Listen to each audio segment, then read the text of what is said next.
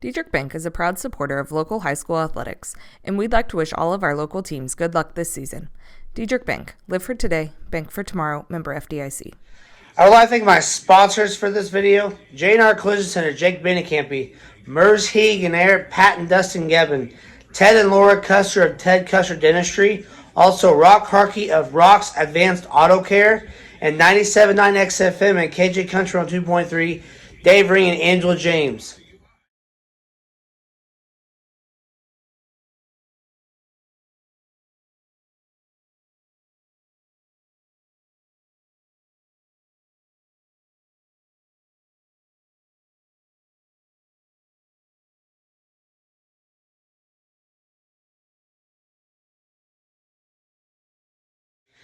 Now, go enjoy the highlights I put together of last night's barn burner between Taylorville at Effingham boys Apollo Conference foe.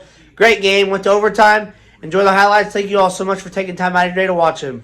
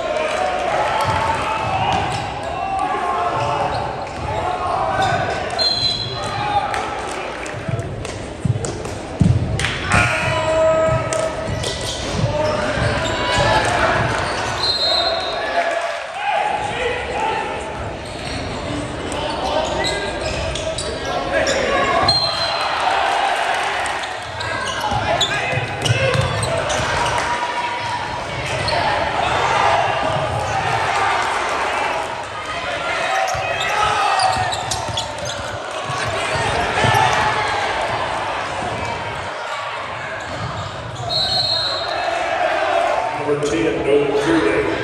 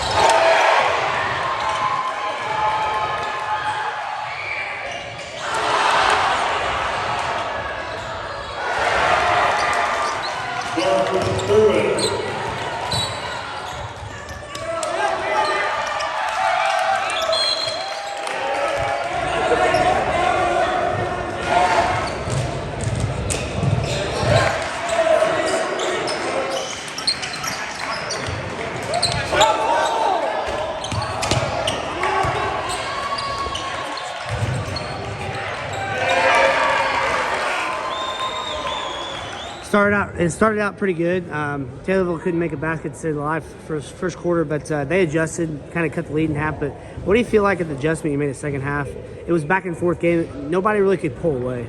Well, I mean, we got it to 9 there right at the end of the third, and then hit that big three with about 8 seconds to go, and then just didn't get back and gave them a wide open three to cut it to 6 right at the buzzer of the third, and that was kind of a microcosm of the last 8 minutes and 10 seconds of the fourth quarter, and until Traub hit that deep three to send it to overtime. But we got to take care of the basketball better. I thought we took care of the ball in the third quarter and got that lead extended out a little bit. Hit some buckets with the physical contact, and but then in the fourth quarter, I felt like we let that physical contact lead to our turnovers, and we got to be better than that and stronger than that with the ball. Speaking of turnovers, you did have 18 turnovers, but down the stretch, you had the lead, you just could not keep that lead when you needed to in the big minutes. But what do you think was the cause of do you think they played scared a little bit late too? I don't think that we played scared. We just didn't play on balance. And when the game's physical like that and you don't play the game on balance, then you get into trouble. And that's the one thing that we've been preaching about, playing on 2 feet, playing on balance. And You look at all of our turnovers. I bet every single one of them we were moving, and off balance when we try to make a pass or whatever, or if we try to catch a pass and didn't do it on a jump stop like we've been talking about I've been here 6, 7, 8 months now, and we talk about it all the time. And when you don't do those little things in the physical game, you get sloppy with the ball, and they just made more plays than we did when the game got sloppy. Jude got you 13 points. He did a good job. He had a nice night tonight, playing good defense, but getting downhill too. Being an unselfish player, giving to his teammates when he's not open for a shot. How many feel like his leadership is kind of carrying over the team right now too? Well, I mean, you look at that first quarter. I mean, he was just a bulldog in that first quarter. I mean, he was just willing us to that lead just by his physical play. I mean, he just was getting to the lane.